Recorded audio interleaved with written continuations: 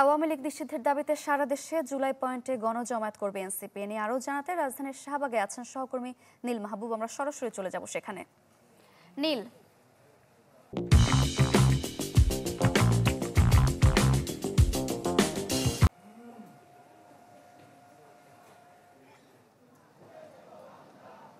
সারিকা, আপনি যেমনটি বলছিলেন যে এই মুহূর্তে শাহবাগে অবস্থান করছি এবং শাহবাগে কিন্তু অবরোধ যে কর্মসূচি শাহবাগ ব্লকের সে কর্মসূচি কিন্তু চলছে।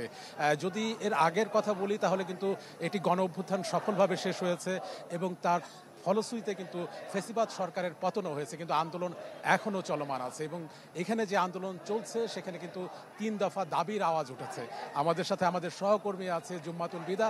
আমরা একটু তার কাছে জানতে চাইবো যে কোন 3 দফা দাবি নিয়ে এই শাহবাগ সহ ঢাকা শহরের বিভিন্ন পয়েন্টে আসলে এই যে আন্দোলন চলছে। বিদা, যদি একটু জানতে চাই যে 3 দফা দাবি নিয়ে আন্দোলন চলছে, 3 দফা দাবি কি কি?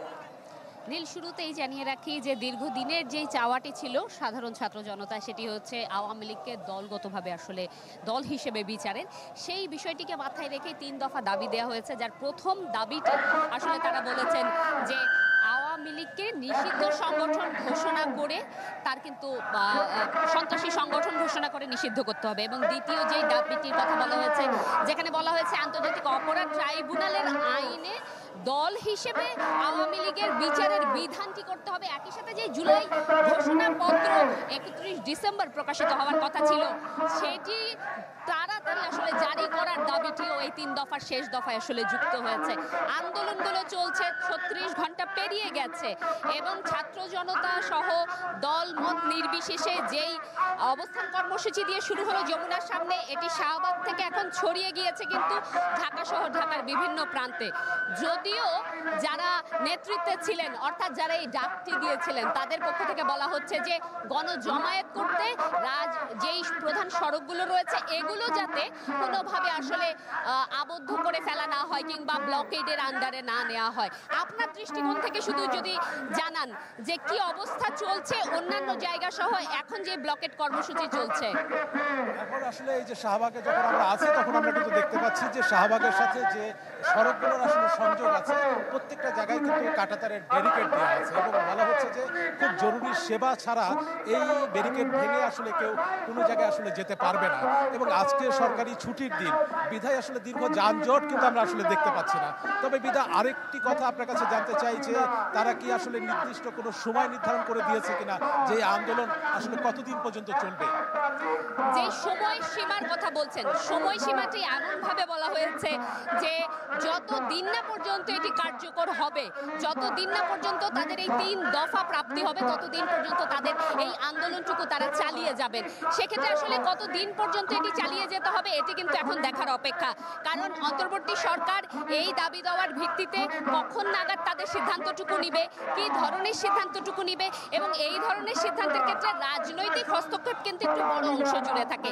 অর্থাৎ দেশে বলবৎ যে রাজনৈতিক পরিবেশ রয়েছে, যে রাজনৈতিক দলগুলো রয়েছে, তারা কি ধরনের ভাবনা চিন্তা বহন করছে, তারা আসলে কি চায়, এগুলো কিন্তু খুব গুরুত্ব বহন করছে। একই সাথে যেহেতু ছাত্র জনতার যে দাবিটুকু রয়েছে, এই জনতার দাবিটুকুকে প্রাধান্য দিয়ে আগামীর ভোটের মাঠে আসলে সামনে কে এগিয়ে যাবে এটিও কিন্তু প্রশ্ন রেখে যায়। সেক্ষেত্রে পুরোটাই আসলে একটি বলা যায় যে অপ্রত্যাশিত মানে যেটি ধারণা করা যাচ্ছে না এরকম একটি দিকে যাচ্ছে মনে হচ্ছে। আপনার কি মনে হয়? এখন পর্যন্ত 36 ঘন্টা হয়ে গেছে, আমরা আসলে যদি হিসাব করি এখন পর্যন্ত 36 ঘন্টা হয়ে গেছে কিন্তু এই আন্দোলনের, এবং এই যে বিকাল 3টার দিকে আরেকটি গণজমায়েত হওয়ার কথা আছে।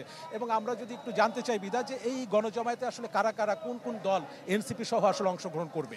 যদি দলের কথা উল্লেখ করি, মূলত হচ্ছে সাধারণ ছাত্র জনতার একটি জমায়েত। এটি দল মত নির্বিশেষে সাধারণ মানুষ এখানে উজ্জীবিত হয়ে অংশগ্রহণ করছে।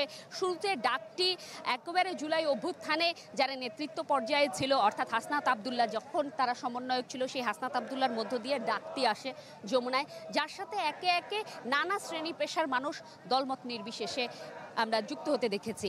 যেমন এখন পেছনে দেখা যাচ্ছে হেফাজতে ইসলামের কর্মীরা রয়েছেন, ইসলামী আন্দোলনের কর্মীরা রয়েছেন, একই সাথে সাথে যেই ছোট ছোট দলগুলো রয়েছে, একেবারে নতুন দল রয়েছে কিংবা পুরনো দল রয়েছে, সকলেই কিন্তু বর্ষি আন্দোলন দলও রয়েছে যারা হচ্ছে একে একে অংশ নিচ্ছেন। কারো কারো অনুপস্থিতিও প্রশ্নবিদ্ধ অবস্থান তৈরি করছে, কিন্তু সাধারণ মানুষের আসলে অংশগ্রহণটুকু দেখা যাচ্ছে। এই একেবারে পরিবারের কনিষ্ঠজন বাবার কাঁধে চড়ে আসছে, আমরা গতকালও সেই দৃশ্য দেখেছি যে সেও কিন্তু এই প্রতিবাদে অংশগ্রহণ করছে, তার কিন্তু এখনো বোঝার বয়সও হয়নি। কিংবা একেবারে তরুণ প্রজন্মের সাথে যিনি বয়োজ্যেষ্ঠ রয়েছেন, মুক্তিযুদ্ধ দেখেছেন, সবাই আসলে আসছেন অংশগ্রহণ। জি বিদার এবং নীল, আপনাদের অসংখ্য ধন্যবাদ। দর্শক, রাজধানীর শাহবাগ থেকে যুক্ত হয়েছিলেন সহকর্মী নীল মাহবুব এবং আমাদের সহকর্মী জুমাতুল বিদা।